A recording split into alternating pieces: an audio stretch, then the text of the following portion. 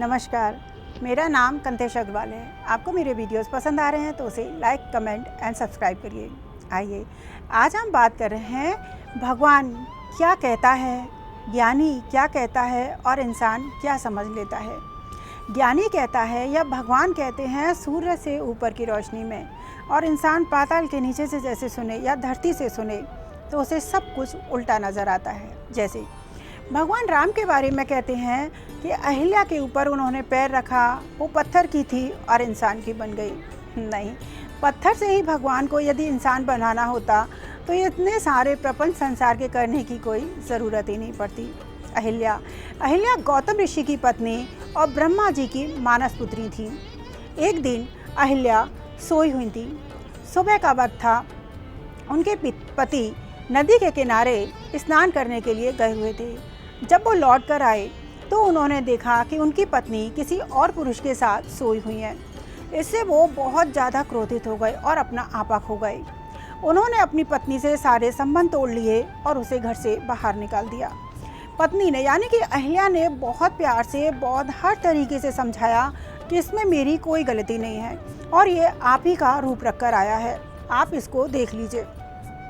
लेकिन क्योंकि ऋषि बहुत ही क्रोध में थे, गुस्से में थे, उन्होंने कोई बात नहीं सुनी और उन्हें घर से बाहर निकालकर सारे संबंध तोड़ लिए। वो रोती रहीं, चीखती रहीं, समझाती रहीं, लेकिन कोई नतीजा नहीं निकला। उनका रो रो कर इतना बुरा हाल हो गया कि उनके सारे आंसू सूख गए और उनके सारे अंदर के भाव खत्म हो गए और वो पत्थर जैसी हो गई।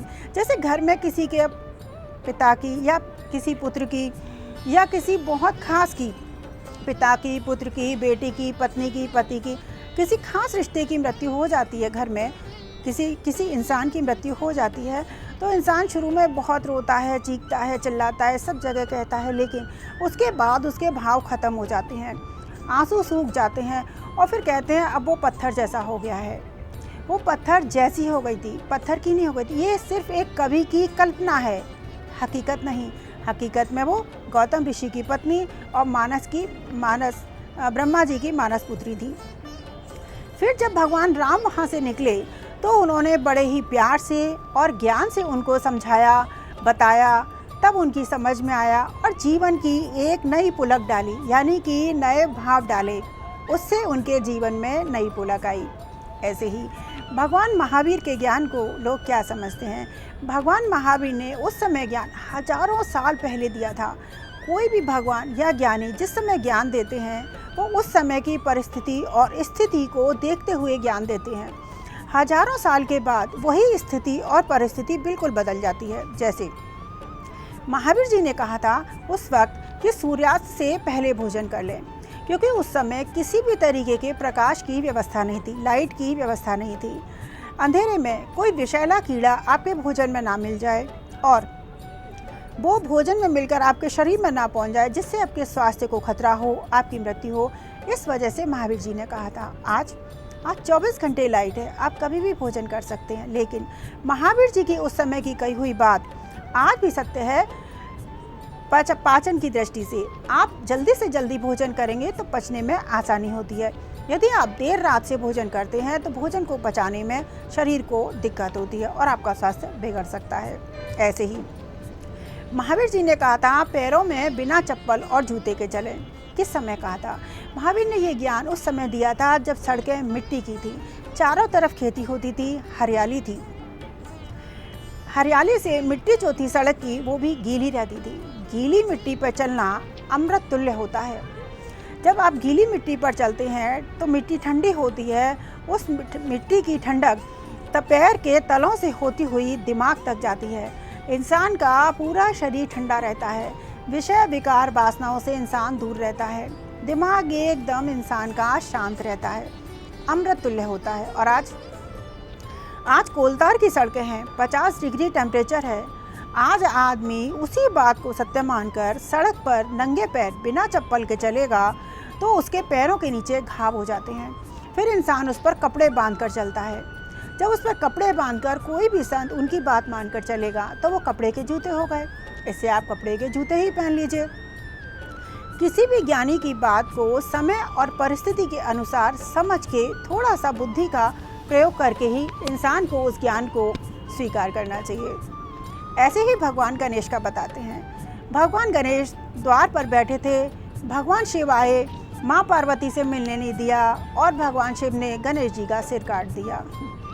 इंसान को कुछ ध्यान रखना चाहिए। यदि आप 1 घंटा भी ध्यान करेंगे तो इंसान इतना शांत और आनंद में हो जाता है कि वो चीख भी नहीं सकता, चिल्ला भी नहीं सकता, और किसी का सिर काट देगा, इतना क्रोधित हो जाएगा। भगवान शिव तो हजारों वर्ष की भगवान शिव साधना तपस्या करके आए थे, ध्यान में ऐसे आए थे। वो तो आनंद की और शांति की मूर्ति बन गए थे। भगवान शिव ने गणेश जी को जब उन्होंने जाने नहीं दिया तो बड़े प्यार से समझाया कि माँ पार्वती उनकी पत्नी है, उनका अधिकार है अपनी पत्नी से मिलने का। तब भगवान गणेश जी की समझ में आया। तो इससे भगवान शिव ने गणेश जी का पुराना सिर काटा, यानी कि पुराना अहंकार, पुराना अज्ञान हटाया कि उनका अधिकार है, वो उनसे मिल सकते हैं। पुराना अज्ञान हटाकर और उनको नया ज्ञान दिया, यानी कि पुराना सिर हटाकर नया सिर दिया। ये एक कहानी है कि उन्होंने सिर काटा और हाथी का सिर लगाया। किसी भी छोटे बच्चे के सिर पे आप हाथी का सिर लगाएंगे, वो वैसे ही मर जाएगा। ये इंसान की मनगढ़ंत कहानियाँ चली आ रही हैं, लेकिन सच्चाई यही है। ऐसे ही भगवान कृष्ण का बताते हैं कि उन्होंने मुंह से ब्रह्मांड निकाला और पूरा ब्रह्मांड सबको दिखाया। ब्रह्मांड मुंह से ना तो निकालने की कोई व्यवस्था है और ना ही भगवान ब्रह्मांड किसी को दिखा सकते हैं। भगवान की नाभि से ब्रह्मांड निकलता है और भगवान ब्रह्मांड को खुद ही देखता है। भगवान ने किसी को भी ब्रह्मांड दिखाने का अर्थ था कि भगवान ने उसे विशालता में ज्ञान दिया कि मेरा, यानी कि भगवान का जो अस्तित्व है वो सूर्य में, चांद में, पृथ्वी में, आकाश में, सब जगह है। वो निराकार है।